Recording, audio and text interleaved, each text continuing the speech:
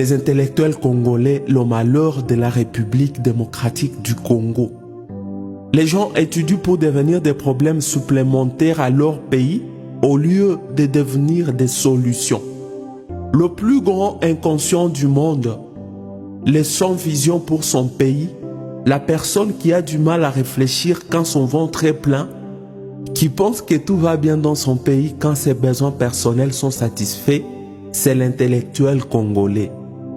L'intellectuel congolais ne pense pas à la création des usines, des grandes entreprises.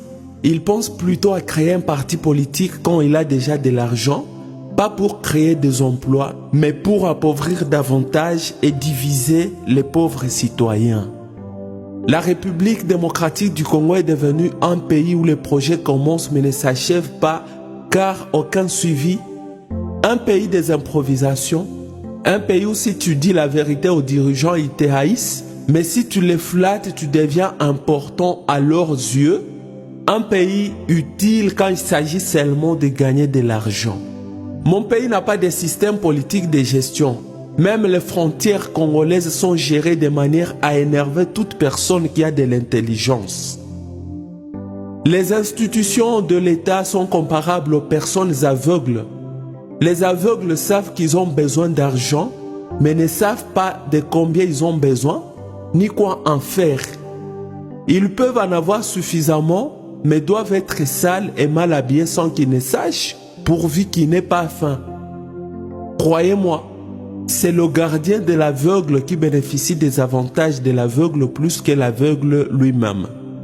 La RDC est devenue comparable à une personne débile. Une personne débile fait rire tout le monde, mais jamais son propriétaire. Dans mon pays, même les universités où l'on est censé avoir des personnalités avec tous les titres et qualités possibles sont gérées comme des buvettes. Au XXIe siècle, les universités n'ont même pas un système national de gestion pour échanger des informations, vous imaginez. C'est pourquoi les étudiants changent des universités comme des habits après avoir commis des bêtises. C'est pourquoi vous ne pouvez pas certifier un relevé des cotes d'une université congolaise. Même avec le système LMD, vous n'aurez résolu aucun problème tant que le mode de fonctionnement n'aura pas changé. À cause des intellectuels, la République démocratique du Congo est devenue le pays qui ne vous encourage pas à étudier. Mais après avoir étudié difficilement et dans des conditions inhumaines, car c'est le cas dans mon pays, on vous exige une expérience professionnelle de 10 ans ou plus avant d'occuper une fonction, sachant que vous n'en avez pas. Une façon de condamner la jeunesse à ne pas s'épanouir. Et pourtant, l'expérience professionnelle d'un intellectuel congolais est comparable à un homme qui, à force de boire de l'eau pendant plusieurs années, il part se plonger dans un lac pour nager. Nous savons tous que c'est la noyade qui doit suivre. Les intellectuels congolais ont des expériences dans les vols, dans la routine, dans l'inacceptable. Bref, le pays favorise ceux qui les détruisent. Imaginez des grands hommes d'un pays comme la RDC, où il y a toutes les ressources naturelles possibles. Ils portent des vestes fabriquées en Turquie, des téléphones fabriqués en Allemagne, des chaussures de l'Italie, chemises de la France, véhicules du Japon. Ils boivent les vins de l'Espagne, ils utilisent les chaises fabriquées en Hollande et ils sont fiers. Mon pays est un champ de la veuve où les vaches des voisins, les chèvres, les moutons et même les poules mangent des arbres sans crainte. C'est dans les champs de la veuve où tous les voisins orientent leurs caniveaux. À la veuve, on ne fait que s'excuser après l'avoir provoquée, surtout quand elle a des enfants irresponsables et qui ne sont pas unis. Mon pays a eu le malheur d'avoir des intellectuels qui ne s'identifient pas en fonction de leur pays, mais plutôt en fonction des hommes politiques. Celui qui passe son temps en train de se saouler et ne sait pas investir, c'est un professeur congolais en économie. Celui qui passe nuit dans une maison où l'électricité ne vient que 4 jours par semaine, c'est un professeur congolais en électricité. La RDC est le seul pays au monde où tu verras un entrepreneur créer une entreprise et même des emplois, mais l'État l'aide à tomber en faillite. L'intellectuel congolais n'est pas loyal. Il est comme un chien. Si tu lui donnes un os, il sacrifie celui qui l'a élevé.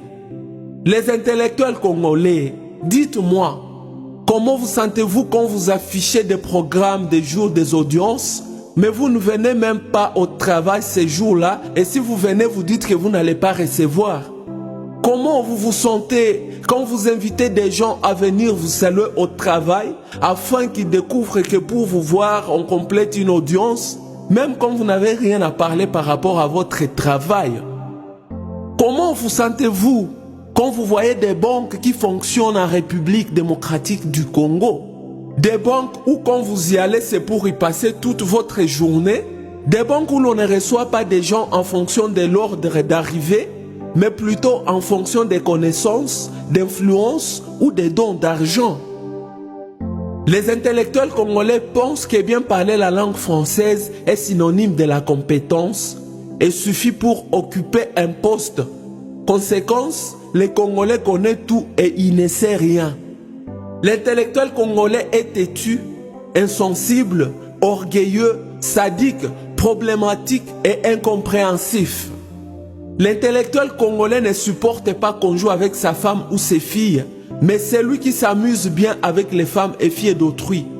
Les écoles les plus étonnantes, les plus destructrices, se trouvent en République démocratique du Congo.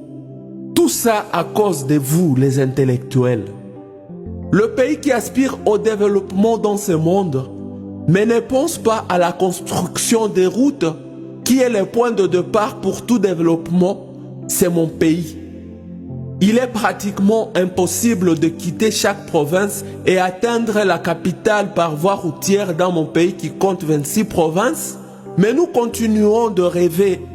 Toutefois, depuis des décennies, les dirigeants ne pensent pas à construire des routes, mais ils savent distribuer des véhicules aux honorables qui ont déjà tout, aux professeurs d'université, aux athlètes, dans une capitale où les embouteillages énervent déjà tout le monde. Nous sommes un pays où les enfants de la